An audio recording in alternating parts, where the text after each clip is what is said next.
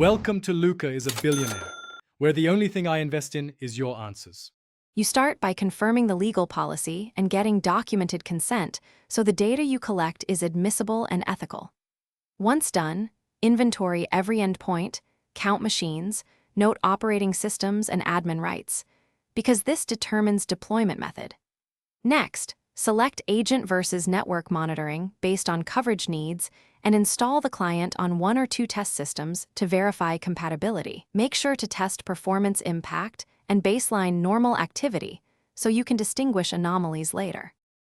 You now deploy broadly in controlled phases, moving from test to small groups and then full rollouts. Phasing reduces disruption and reveals edge cases.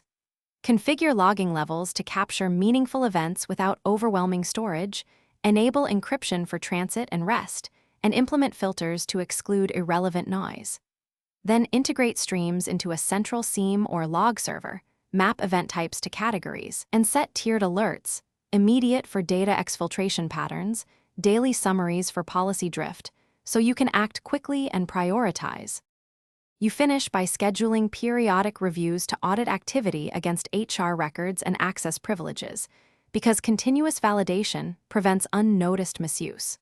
Once done, tune detection rules to reduce false positives and update clients and signatures on a regular cadence to maintain visibility.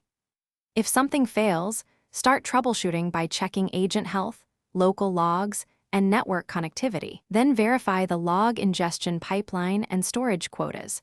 Often misconfiguration or full disks cause gaps, so addressing those resolves most issues quickly. Thanks for watching and please subscribe. It's the best investment you'll ever make.